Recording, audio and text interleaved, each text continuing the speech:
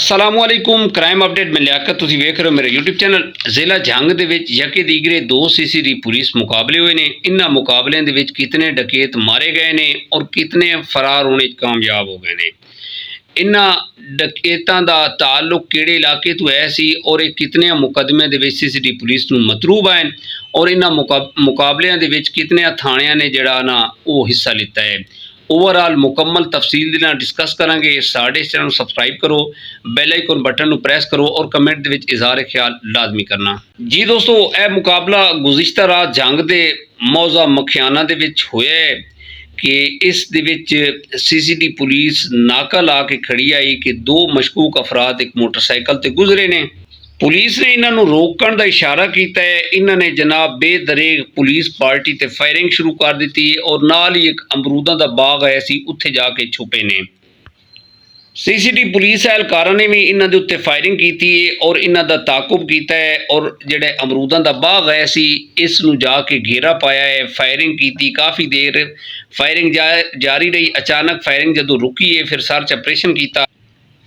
फिर देखिया जाके एक जिहड़ा डकैत है सी वो मुर्दा हालत विच पाया गया है। पुलिस जराए के मुताबिक ये अपने साथियों की फायरिंग के नाल हलाक होया। इसका जिहड़ा एक साथी है सी वो फरार होने कामयाब हो गया और इस मुलजिम की जिहड़ी शनाख्त है सी इसका नाम सी ज़हीर और ये चिन्योट दा रहने वाला सी।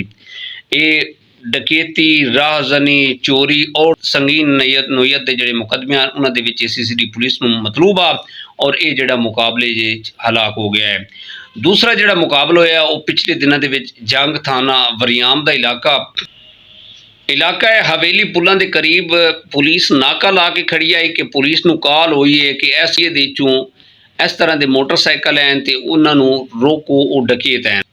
यह जिहड़े तीन मशकूक बंदे हैं इन्हां पुलिस ने इन्हों रोकया, ये नहीं रुके। इन्होंने फायरिंग की है पुलिस पार्टी ते ये फरार होने कामयाब हुए ने। ते ये मल्लुआना मोड़ जिस साइड ते मंडी लगती है उस साइड ते फरार हुए ने।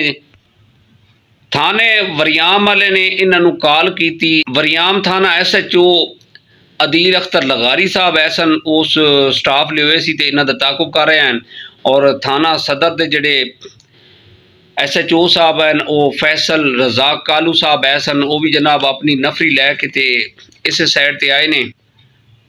पुलिस जराए के मुताबिक ना लिंक रोड मुराद शाह के करीब जनाब ये फरार मुलजिम जनाब इस साइड से इन्हां दा ताकुब होया और इत्थे थाना सदर की जिहड़ी सीसीडी पुलिस है उन्हां दा ते इन्हां दा टाकर होया। उत्थे फायरिंग हुई है और फायरिंग करते हुए ये डकैत जिहड़े ऐसन ना जनाब ये एक कमान का एरिया है सी और झाड़ियाँ वगैरह है सी इस एरिए दे विच उत्थे जाके जनाब छुपे ने, नाल फायरिंग करते ने। दोनों थानियां दी पुलिस इन्हां दा मुकाबला कर रही सी, बेदरेग फायरिंग कर रहे हैं। फायरिंग रुकने तो बाद जनाब जब पुलिस दोनों थानियां दी है सी इन्होंने सर्च ऑपरेशन शुरू किया ते थोड़ी देर बाद जनाब ये मुलजिम तक पहुँचे ने। मुलजिम की उस टाइम हलाकत हो चुकी है सी। बाकी जिहड़े इहदे नाल दो मुलजिम है सन वो फरार होने कामयाब हो गए सी। इस मुलजिम की जिहड़ी शनाख्त है वो आमिर शहजाद के नाम तो हुई सी और ये मुलजिम चोरी, राबरी और ममाए कतल जैसे संगीन मुकदमे के सीसीडी पुलिस नूं मतलूब आ। और पिछले दिनों के एक सीसीडी पुलिस मुकाबला होया सी उहदे विच डकैत जिहड़े हैं उन्होंने कैफ किरदार तक पहुँचाया गया सी। जिहड़ा मौजा मखियाना दे विच मुकाबला होया उत्थे वो जिहड़ा ज़हीर मुलजिम ज़हीर है सी उसका ताल्लुक चिन्योट तो है सी। वो 50 तो ज़ायद मुकदमे के सीसीडी पुलिस नूं मतलूब आ। आमिर शहजाद जिहड़ा मुलजिम है सी ये भी काफ़ी मुकदमे के सीसीडी पुलिस नूं मतलूब आ और ये रिकॉर्ड याफ्ता है सी। और बाद दे DPO जंग साजिद हुसैन साहब ने इस पूरे ओवरऑल जिहड़े दो मुकाबले हुए ने इन्हां दा नोटिस दिता है और पुलिस नूं हाई अलर्ट किया है कि इन्हां दे जिहड़े मुलजमान साथी फरार हुए ने उन्हां नूं जल्द अज जल्द जिहड़ा ना वो गिरफ्तार किया जाए। और उन्होंने यही गल की है कि शहरीत दे जान और माल का तहफ़ुज़ जिहड़ा है वो पुलिस की अवलीन तरजीह है। जी दोस्तों, जिस तरीके दे नाल महंगाई बढ़ती जा रही है, जराइम भी बढ़ते जा रहे हैं। जिहड़े जराइम पेशा अफराद ने इन्होंने जनाब जराइम दे विच तेज़ी शुरू कर दी है और उम्मीद है इंशाअल्लाह कि जंग दे विच भी अमन कायम होएगा। जिहड़े जराइम पेशा अफराद हैं कुछ ना कुछ जिहड़ा ना इन्हां ते असर पेगा। जिहड़े ਜਰਾਇਮ ਹੋ ਰਹੇ ਨੇ ਔਰ ਇਹਨਾਂ ਦੋ ਜਿਹੜੇ ਡਕੈਤ ਮੁਕਾਬਲੇ ਵਿੱਚ ਮਾਰੇ ਗਏ ਨੇ। ਉਮੀਦ ਹੈ ਕਿ ਬਾਕੀ ਵੀ ਜਿਹੜੇ ਡਕੈਤ ਫਰਾਰ ਹਨ ਉਹਨਾਂ ਨੂੰ ਵੀ ਇਨਸ਼ਾਅੱਲਾ गिरफ्तार किया जाएगा और कैफ किरदार तक पहुँचाया जाएगा। जी दोस्तों, ज़िंदगी बड़ी कीमती है, इंसीडेंट बहुत ज़्यादा हो रहे हैं, अल्लाह ताला माफ़ करे। जिस तरह जराइम पेशा अफराद डकैती की नीयत के नाल आते हैं, अगर उन्होंने अगे मुजामत करता है बंदा तो वह जनाब जान तो जाता है। उन्होंने कोशिश होती है कि असी अपना रस्ता जड़ा साफ रखिए।